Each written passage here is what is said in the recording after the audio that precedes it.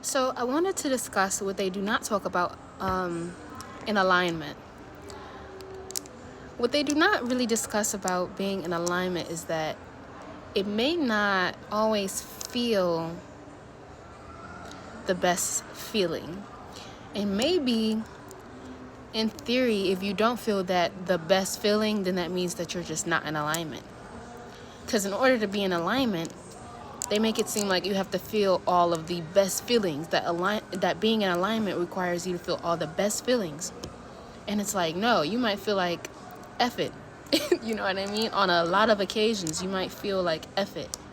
Even while you're still in alignment, you can be in alignment with your purpose and on the right track. That does not mean that it's going to be like all green. You know what I mean? So yeah, I just don't think that that part is really like discussed necessarily, but I guess because it's not really relevant because you are in alignment. To be in alignment, that means that everything else is irrelevant. Even the negative feelings. Not even negative feelings, because technically when you're in alignment, it's just that you're in alignment. So that's why I see why they would say that you don't really feel those things while being in alignment. You see those things and you acknowledge it, but you don't internalize it and make it you. You just see it, observe it for what it is, and then you move and act accordingly, and you learn from what you're observing. Like feelings being feedback or emotions being the energy in motion, but that doesn't make it you. You're not actually emotion.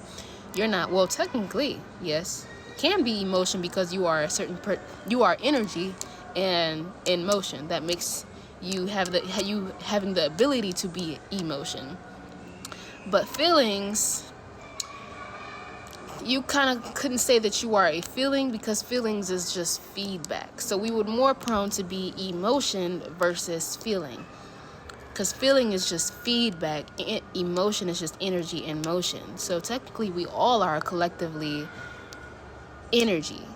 Maybe some people don't. Well, no, I can't say that some people don't have energy, because then that's a theory that some people kind of just don't have energy. Now, energy and soul is probably two different things. Some people would say, some people don't have that, but in theory, energy is just what it is. Like everything carries a certain type of energy, even if it's just still. This is a fake flower here, but does it carry a certain type of energy? That's a great question. That's a great question. This is a pen. Does it have energy? That's a great question. So as energetic beings, what we do with this object that is a still object, you know what I mean? But interesting though, even keys, as our keys, right? The keys to our houses and cars and all that, does it have energy? So in theory, does that mean that if we feel not pleasant or unpleasant emotions, thoughts, or feelings, that we're not in alignment, or those feelings, thoughts, and things that we feel in motion, that energy in motion, that emotion that we experience, and those feelings, that feedback that we experience, is it just there to actually point you in the right direction? In theory, right? Failure is just there to point you in the right direction. Yeah. So interesting. Would that mean that we're not in alignment if we feel uncomfortable feelings? But to be in alignment, right, in order to grow, one must be uncomfortable, right? So it's very interesting because uncomfortability, right, doesn't always feel pleasant. So that means that even if you're in alignment, you're not gonna feel 100%, but you are 100% as essence in the being that you are. You are already 100%. So that's why it's not a feeling that you have to feel, or it's not an emotion that you have to get. It's not something outside of you that you have to go get, because you are already 100%. So those things that are external, feelings, emotion, energy, emotion, and feedback, those are literally, it's just things that are feeding you back the energy and motion, or the emotion of what you're observing of what it really is. But it's not actually you. You just feel it pointing you in a certain type of direction, or you're observing it to collect data to apply it in a particular area in your life where it makes relevant sense. Or yeah. Yeah. So what brings me to the conclusion then is that we are literally spiritual beings having a human experience. Spiritual beings having a human experience. Spiritual beings having a human experience. Spiritual beings having a human experience. But spiritual beings, that means that we're not emotion, we're not thoughts, and we're not feelings. But the closest thing, though, if we would say, we had to label, we would just say we're nothing. we could just say we're nothing, but everything, all that is. And the closest thing that if we had to label something that we are, it would have to be emotion, because we're all energy in motion. Whether we're in physical bodies or non-physical bodies, there's always energy in motion. In a body or not in a body. So the closest thing that we will be labeled to is emotion. How do you know if it's real if you can't feel it? A lot of times we know it's real is if we can feel it. But if there's no feeling there, it's just feelingless. We're not meant to be emotionless. That's why we're not meant to be emotionless.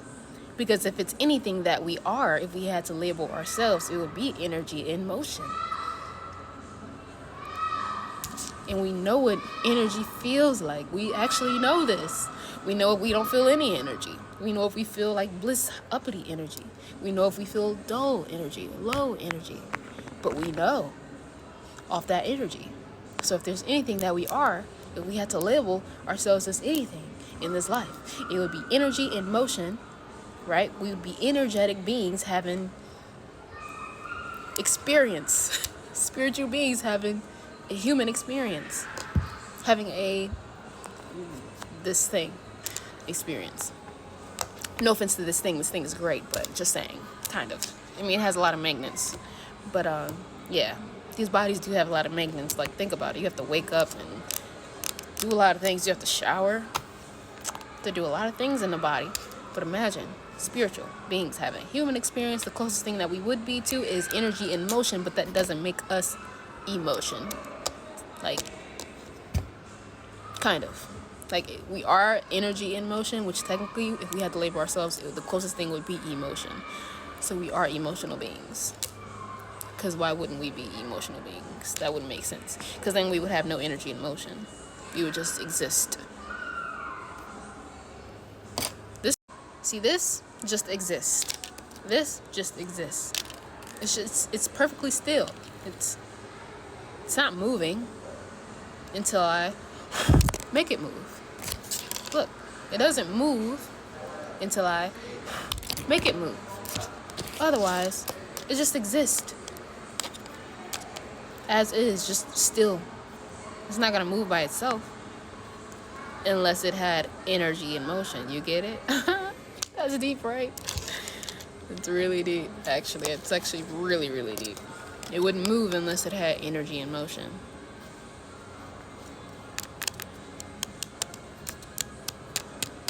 Yeah, that's pretty deep. So, yeah. The fact that we can, like, comprehend that we're here is something else. Because we can see ourselves, we know. Yeah. But anyways, it's pretty cool stuff to think about. Spiritual beings having a human experience. What does it really mean? It just means that we are energy in motion. So, we are emotional beings by nature. We're not meant to be emotionless, right? Heartless. We're not meant to be heartless because we're just energy in motion. But you can feel the different types of energy, and yeah, you know what it feels like to come together with a collective energy, and then you just, like, kind of like twin flames. When they come together to create one big flame. But if that flame is not, if the flames are incompatible, then that means that the energy is not adding up.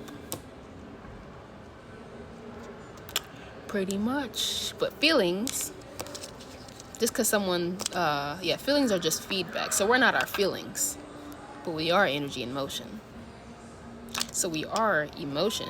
We are energy in motion. I'm not trying to say it like emotion, but we are energy in motion, but we're not feelings.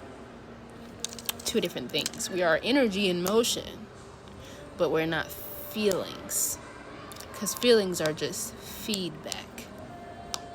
And emotion is just the energy that's currently in motion. Exactly.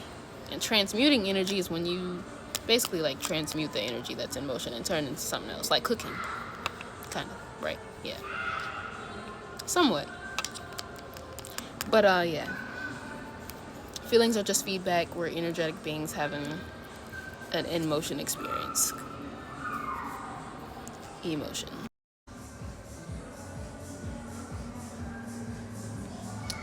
So you are already 100%. You are already 100%.